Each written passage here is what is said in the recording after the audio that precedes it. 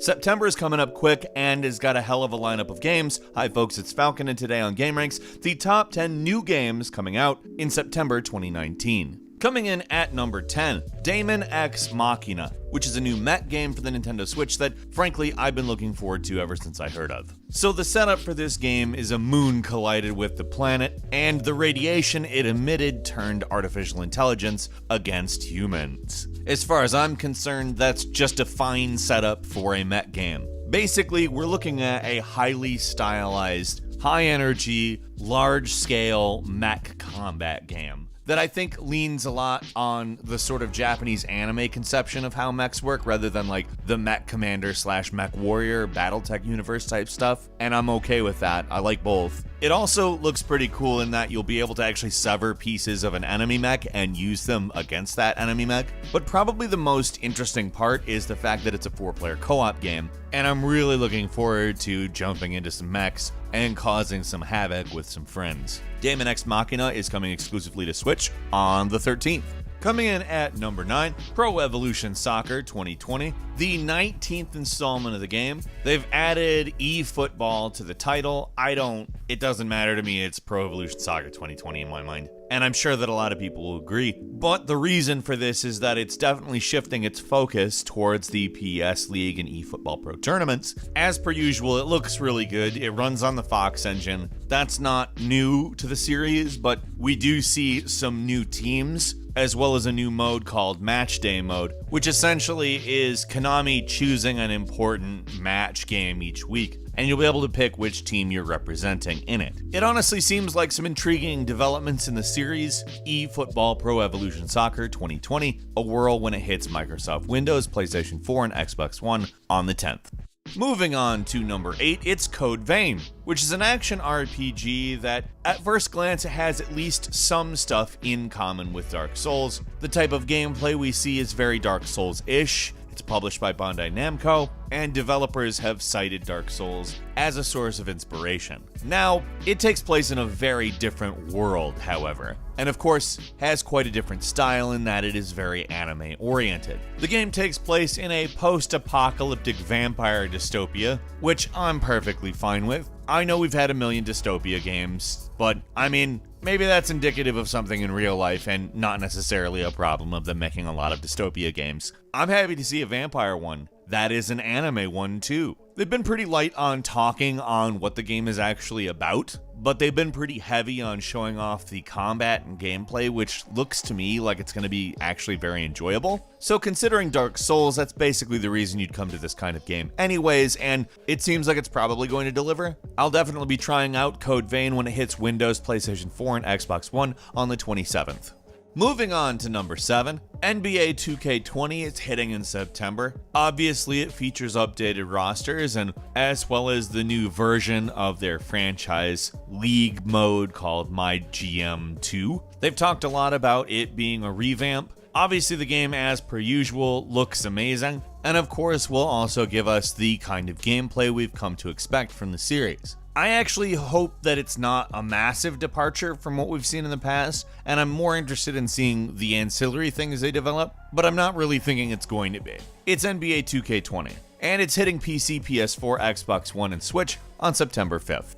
Moving on to number 6, we're going to see FIFA 20 this month, and with FIFA we actually know quite a bit about the types of changes they're bringing to it. First, they've really beefed up career mode, which in previous releases hasn't really been a big deal, but apparently they're taking a bit of a page out of the Journeys playbook and moving on to actually try to include choices and skill development that actually affects the future of players and teams. But I'll tell you what I'm kind of most excited for. Street football is back in the game. Way back in 2005, there's a game called FIFA Street, which they made a few sequels to as time went on, but kind of dropped it after FIFA Street in 2012. This is now a mode that seems to basically just be that game within FIFA 20, and that makes me really happy because I like FIFA Street. And from what I understand, the game also is attempting to add a little weight into the pace of the game, which I find interesting, but until I'm actually able to play it, I'm not sure exactly what to say about that.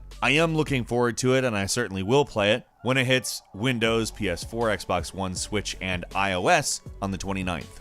And coming in at number 5, it's Greedfall. Now this is a very different looking game to me, which is about an island that's discovered and colonized while the native elves defend themselves. It's kind of high fantasy 17th century colonialism, which is not something you see very often. What's interesting is on top of the combat and stealth that the game talks about, it also adds in the idea of diplomacy, which hopefully is somewhat deep. On account what this game is about is more or less a possible genocide, because you can align yourself with either the colonists or the elves, and from the sounds of it, it seems like you have some degree of control over what you end up doing. If it functions as a historical allegory to anything that's actually happened in the real world, it's got some pretty dark areas it could go to, but that also sounds very much like the stakes will be very high. In the video game world, that's what we call an actually good premise for a game. So a big congratulations to the developers Spiders. You've come up with one damn intriguing concept for a game, and I really can't wait to see exactly how well it's pulled off. Greedfall is hitting Windows, PlayStation 4, and Xbox One on the 10th. Moving on to number 4, The Legend of Zelda Link's Awakening has been remade for the Switch, and I couldn't be happier about this. From the art style they've chosen, which doesn't depart too far from what we've seen from Legend of Zelda, it is still slightly new and yet reminiscent of the times past in this absolutely landmark series and title within it. Link's Awakening has always been kind of a hidden gem of the series. It takes the gameplay as it was developed for the Super Nintendo iteration, Link to the Past, and plops Link into a new situation, a dream world. Now, if you've ever played the original game, it's phenomenal, and this remake looks amazing. It brings so much of stuff that I remember pretty distinctly into a fully realized 3D world that just oozes with personality, and I cannot wait to sit down and play this game. The Legend of Zelda Link's Awakening is coming to the Switch on September 20th.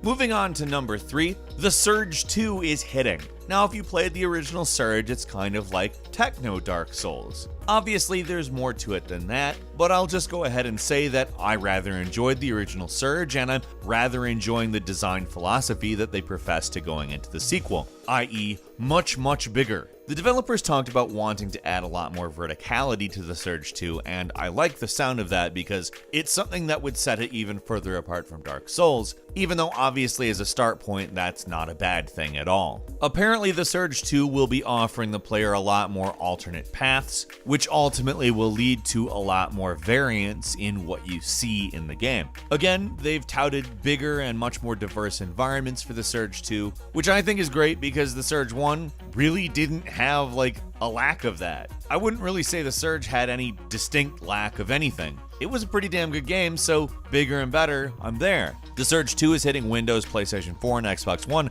on the 24th. Moving on to number 2, Gears 5 is coming up, where we'll continue the story of Kate Diaz and of course JD Phoenix, with John DiMaggio coming back as Marcus Phoenix. The devs talked about Gears of War 4 very much as if it was an analog for Mad Max Fury Road, in which the story mainly concerns Kate Diaz and JD Phoenix was there in Mad Max's capacity, and this in a lot of ways just continues on that path. While we certainly haven't gotten a Mad Max sequel yet, it's nice to know somebody's kind of thinking about how this kind of dynamic might continue. Also, let's be totally real here, it's another Gears of War game. Gears of War has never really steered us too wrong, and I just think that this is an interesting turn for it. I hope that my instincts are right about that. We'll see. Gears 5 is coming to PC and Xbox One on the 10th.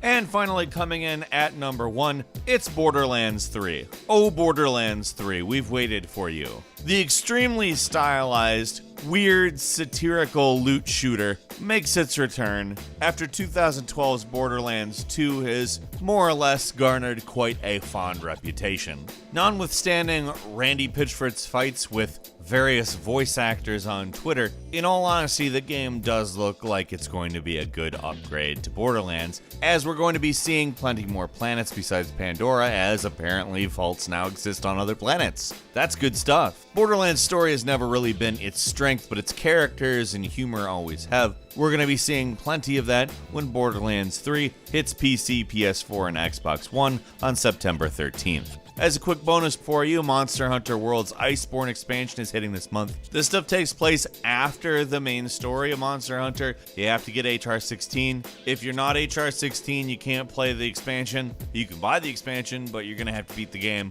More or less, it's just more Monster Hunter World, and you get to go trudge around in some ice. So get some ice-resistant gear and get ready. I'm sure this is gonna be good. Monster Hunter World's Iceborne expansion is coming to PS4 and Xbox One September 6th. Contra Rogue Core. It's a twin-stick shooter, it's third person, it's not strictly isometric or anything like that, which is nice because it's definitely nice to see more twin-stick games giving you a little bit more view of the action. That being said, it does look very, very, very over the top. It's an alien invasion game, you're tasked with taking the aliens down, and that could be really good or really bad. We will see. What are you going to play this month? Leave us a comment, let us know what you think. If you like this video, please click like. If you're not subscribed, now's a great time to do so. We upload brand new videos every day of the week, so click subscribe and don't forget to click the notification bell. As always, thank you very much for watching this video. I'm Falcon. You can follow me on Twitter at FalconTheHero, and we'll see you next time right here on GameRanks.